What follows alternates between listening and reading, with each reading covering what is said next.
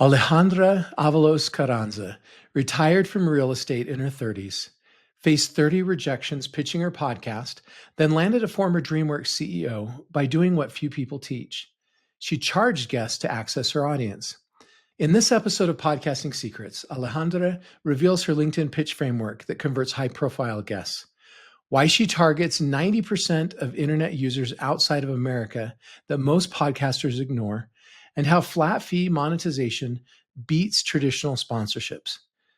If you're burning out chasing saturated US markets and waiting for sponsors, this episode flips the entire monetization model.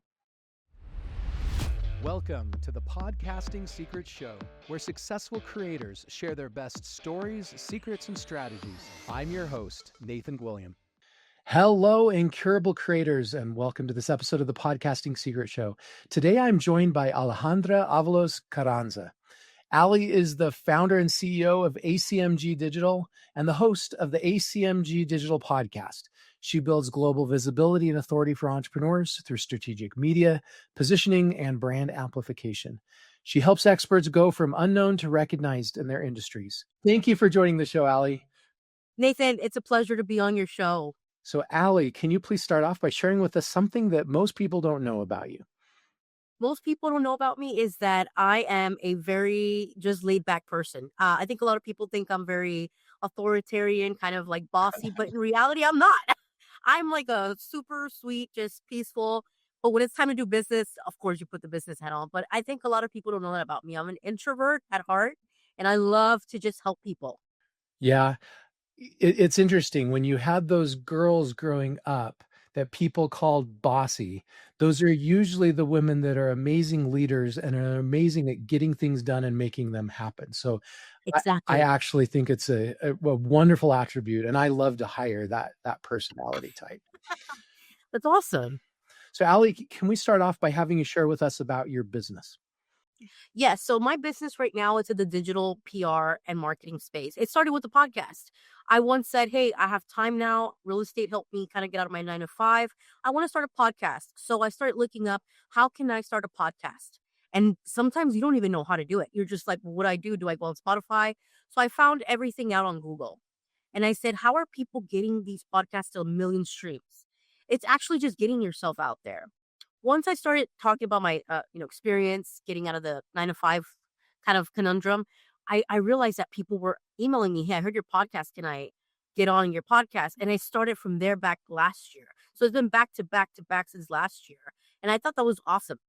I think that right now the podcasting thing is the most important thing, and my business has grown from that, just meeting people globally. I would have never met these people in my community. These are people that are in Europe and Mexico and Latin America that I'm interviewing. So it really just helped me grow my network. Yeah, that's one of the huge benefits of having a podcast is this global growth. Yes. You told me in the pre-interview that you were able to retire 5 years or so ago from your previous business. And now you've started a podcast. Can you tell us a little bit about that business before and about the 5-year break that you took? Yes. So in 2018, around there was a property that was kind of stuck in my family. Nobody cared about it. There was a lot of title issues. So I decided to take on the challenge. I said, I'm going to figure it out, and I'm going to get a lawyer, and I'm going to figure out how to do this. I eventually got it cleared, and I sold it during COVID for about 4 times the price of the home. So I was able to cash in a lot of money. And I said, you know what? I'm going to move it to a short-term rental, to another, investment. So I had my accountant help me with that. He was an investor with me. He said, you know what? I think Airbnb is doing really well. Let's start putting it on an Airbnb. Ever since then, it was busy. It was like the Midas touch. It was just booking after booking. And I said, wow, I didn't even think this was a business. I need to keep doing this. So when I did that, I said, I need to put my extra time to build a digital business. I can't just rely on just real estate forever. And I saw that the digital space is huge right now, especially with the AI transition. So I started doing that, and I'm going to tell you, Nathan, it's been great. Like it's really been an experience for me. So tell me about that experience. Tell me about that podcasting journey. You started, and Yes. why did you do it? Why did of everything that you could do, you've now made your money from your Airbnb. Why did you choose to do a podcast? because I said I need some sort of communication. If I'm starting a digital company, I need branding, I need marketing, and I can't always be relying on, let's say, news stations or, that's the old school way of doing it. People are listening to podcasts more. It's on YouTube, it's on TikTok.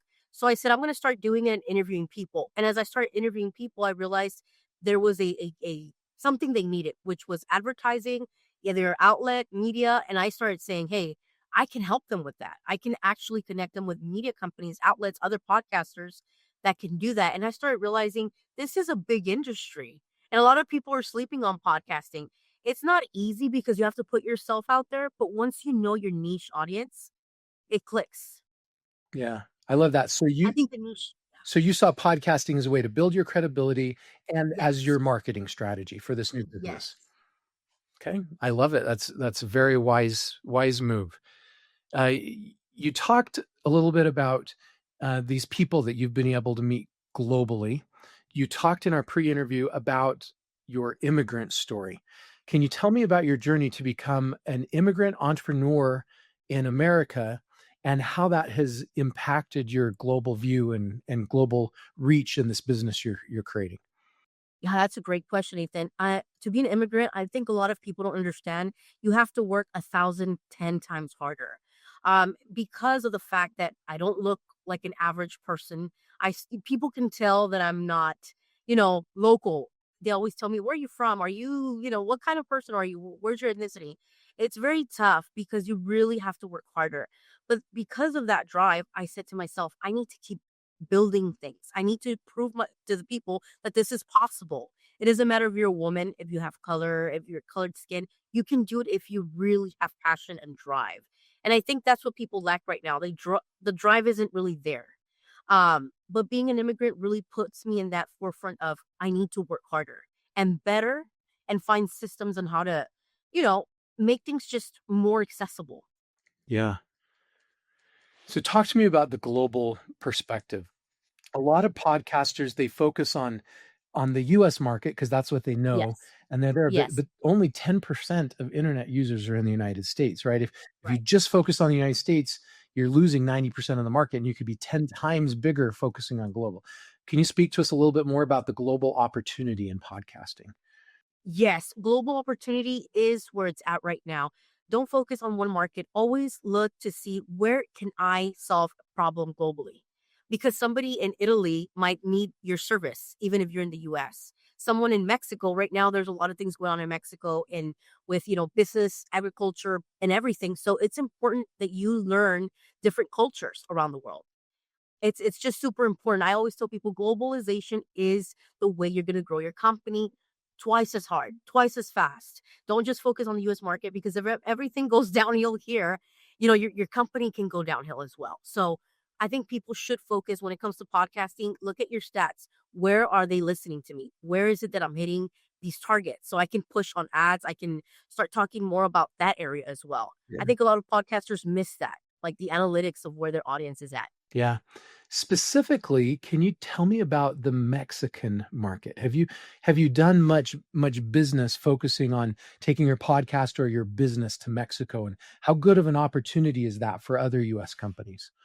Yes, so I'm actually thinking of moving completely to Mexico because everybody's kind of looking into different markets outside of the US because of the whole tariff thing, politics going on.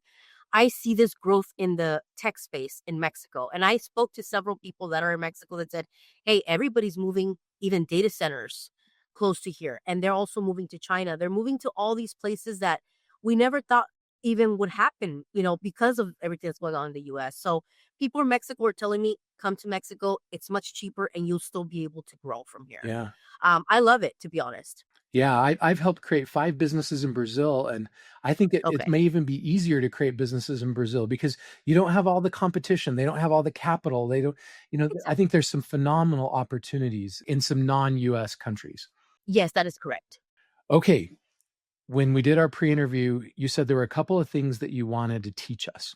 One of those was how to pitch your podcast to important people, how to get, big name people to be guests on your show. Yes. So to the listeners and to your audience, if you are starting podcasting, the one thing I can tell you is pitch to people on LinkedIn that you match with what you're talking about, what your niche is. It can be any niche, and ask them or message them, hey, I'll have a podcast. I would love to interview you and do marketing for you. Would you like to be a guest on my podcast? All you can do is try. Most of them say yes, to be honest. They're like, oh, free marketing. You know what? I have a book out. Or you can ask them, do you have a, a book out or a speech or an event? I want to market it for you. And they will usually say yes. The ones that say no are usually, they're in another kind of level. But most of them were like, yeah, I have a book. I would love to be on the podcast. I'll just share it and I'll be able to kind of market it. So that's how you get your podcast out there. When I first started, the biggest I guess guest that I've had was the guy, I think he was the CEO or former CEO of DreamWorks and 20th Wow. Century Fox. Yes, and then I had a Forbes real estate counsel. He said, "Hey, I heard your podcast, I have another class coming. Can you, interview me?" A lot of these people just need new eyes, Yeah. on their services or products. So if you're a new podcaster, just pitch to them. Start writing a pitch. Say, hey, how can I get these people's attention? And your podcast is going to gain more listeners and more visibility. Today's episode of Podcasting Secrets is brought to you by Pod Allies, the done-for-you podcasting services solution. When I speak with CEOs about their podcast, one of the most common comments that I hear is that they know they need a podcast, but they don't have time. Have you ever wondered how some businesses find a way to still run their podcasts while juggling their crazy day-to-day operations? The secret might be simpler than you think. Let me introduce you to Pod Allies. This is a service that's changed the game for businesses in the podcasting world. Pod Allies is a done-for-you podcast production and marketing service. They understand that while many businesses understand the immense value podcasting can have for their business, finding time to produce, syndicate, promote, and monetize a show can be challenging. Pod Allies offers a dedicated team to handle virtually all aspects of your podcast production. From strategy and branding to audio and video editing and guest scheduling, they've got you covered. They even take care of creating blog posts, transcripts, and syndicating your content across multiple platforms. What sets Pod Allies apart is their use of PodUp, their proprietary podcasting software suite. This allows them to streamline the entire podcasting process, saving you time, effort, and a bunch of money. If you're ready to become a thought leader, connect with your audience, and grow your business through podcasting without all of the investment of time and cost of doing it yourself, Pod Allies might be the perfect solution for you. To learn more or to schedule a free consultation with a podcast expert, visit podallies.com. That's podallies.com. Now back to the show. Okay, what strategies do you have for how you can find the contact information for these high-level people? Usually they have it on their LinkedIn, and these people have everything on their LinkedIn. They say, this is my email. If not, they have an assistant. You can pitch their assistant as well. Just make sure you find, where are they? Are they on YouTube? Are they on TikTok? And comment, hey, I saw your stuff. I saw your video. I would love to interview you. Sometimes they do answer and reply. Yeah. It's a good thing to do it. What advice do you have for how to contact these people once you found their contact information? Once you do that, create a good email pitch. And I think the way I did it, I remember the way I did it. I just started writing stuff down. I chat GPT'd a lot of things. I was like, I need to make it so organic and also something fast that they can kind of get attention. And it worked. You just have to try. Yeah. And sometimes rejection is going to hurt, but hey, you at least tried and go on to the next person. Yeah, that's the only way you'll get it done is if you reach out and put yourself out there. Yes. Okay, another thing that you were wanting to teach us was about podcast branding. What secrets and strategies do you have to share with us about how to effectively brand a podcast? Pick a good logo. Pick a logo that's going to connect fast, a name that's going to be catchy, something that's with you, your brand, what you're talking about. I think having a great logo is going to really present who you are as a person, as a podcast, as a company, if you have a company. Have a great branding, colors, use something with emotion, tell a story. Why am I having this podcast? What am I doing this for? What's the reason that I get on every day and interview people? Yeah. What's one of your best strategies for growing a podcast audience? Collaborate with people. They have a podcast, get on their podcast, interview them. I think it's important to do collaborations, get on social media, tag them, and use it it's all free, Nathan. I think a lot of people they kind of overcomplicate themselves. They're like, wow, who am I to get famous? It's not about really getting famous. It's about creating a network. through podcasting, which is the new radio stations nowadays. Yeah. Yeah. And even better because they're authentic, they're real, they're not just these big monoliths. Exactly. Okay, what is one of your best strategies for monetizing a podcast? Monetization, it can get a little tricky at first because you do have to have streams. But I think what you can do is literally bring value to somebody else and say, hey, if I market this and I'm able to get you a lead or two, I have referral fees. I have, I charge something for it. Do you want to do that? You can always get into an agreement with someone. Yeah. You're not going to always monetize completely from the platforms. That's not where the money's at. The money's leads, getting new people. You can help them get more views on their stuff. Yeah. And you can charge them. I really think, Nathan, podcasters should charge a flat fee because you're getting into my audience and I'm getting into your audience. And having a flat, realistic fee would make everything just much better. Yeah. What's one of the biggest challenges you faced as a podcaster and how'd you get through it? Rejection. I was rejected about, I could say 20, 30 times. And them saying, no, who are you? Like, why are you coming to my, emails? But you need to take rejection because this is the real world, I took it. I cried, yes. But I said, no, I have to keep trying. Because if I give up, I'm never going to get to that level. And these people were once rejected as well. So I think handling rejection is something as a podcaster that you're going to have to get through and getting comfortable being on camera. Ali, you're an entrepreneur. How do you see the fusion of podcasting and entrepreneurship? It's going to intertwine. Every entrepreneur is going to, in the future, will have their own podcast, their own media channel, their own YouTube channel. It's going to keep growing. I think it's very important to be visible on all platforms. And as an entrepreneur, it's helped me a ton. It's with a lead, or if it's not a lead, it's a referral. If it's not a referral, it's just a new connection. Yeah. And how about AI? How do you use AI in podcasting? What's the best advice that you can give to other podcasters who are wanting to more effectively use AI? You can use it to record, to at least chop off your clips, because that's a lot of work for an assistant sometimes. So what really helps is just getting a good AI system that you trust to clip everything for you. Like you have a recording system, so you can have a system that's fast and you can get the episodes out faster. I think that's one thing I struggled with. In the beginning, I was doing everything by hand and it took me days. Yeah. What's your secret sauce for success as a podcaster? To love it, love what you're doing, be excited about it. I've been on podcasts where the energy was a little off. The podcast host was just kind of like bored. And I said, no, this is not it. And be excited about meeting new people. Be excited about marketing their stuff. And you know what? That energy is going to come back to you and someone's going to be in your email. Hey, I heard your podcast and they're going to have like 1 million followers. I want to, collaborate. Yeah. What's the biggest mistake you've ever made in podcasting? Thinking that it happens fast. It took a while to get here. It took 1.5 years. It takes time. Regardless of all these technology, you have to put in the work, Nathan. I think at the end of the day, we all have to show up every day and put in that work and keep people entertained and also offer value. Yeah. In your non-podcasting business, you help businesses get media promotion. Yes. What advice do you have for podcasters that want to get media promotion? Try to get on a few media outlet features. That's really going to help you out there. Credibility is important in this business. So if you get on a few, media outlets, people are going to see that you're serious about it.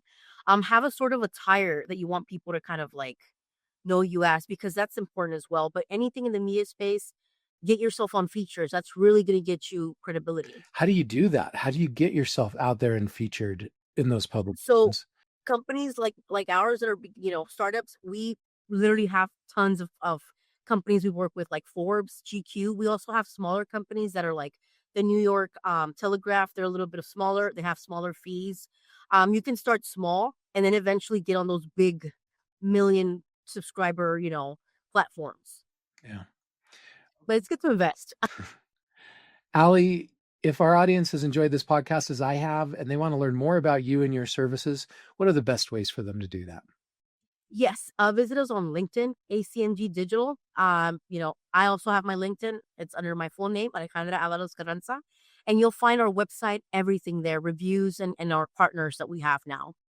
Nice. Thank you so much for joining us today and for adding so much value for our audience. Nathan, it was a pleasure.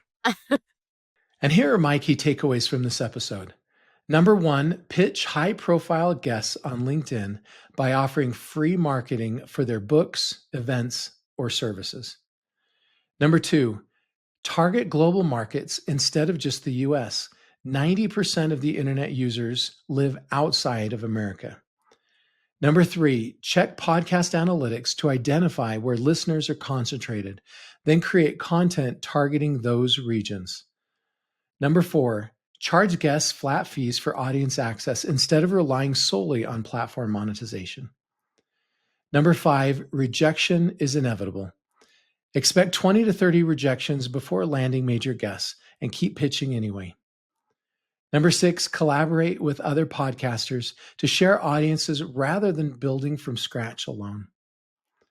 Number 7, strong branding starts with a memorable logo, catchy name, and emotional storytelling about your purpose. Number 8, AI clipping tools eliminate days of manual editing work and accelerate episode publishing schedules. Number 9, media features on outlets like Forbes build credibility faster. Start small with affordable publications first. Number 10, entrepreneurship and podcasting are merging. Every entrepreneur will eventually need their own media channel. Number 11, energy and excitement during interviews creates reciprocal opportunities from guests with large followings. And finally, number 12, monetization comes from leads, referrals, and connections more than advertising revenues alone. If you're looking for an amazing all-in-one podcasting platform with more than 60 integrated tools, check out podup.com, where you can get a free trial and you can get a free 30-day podcast launch course. And if you need a podcast, but you just don't have time, I recommend you check out podallies.com. You can record the episode and we can do essentially everything else for you. podallies.com. Thanks for joining us for this episode. I wish you success as you turn your podcast into profit through podcast monetization.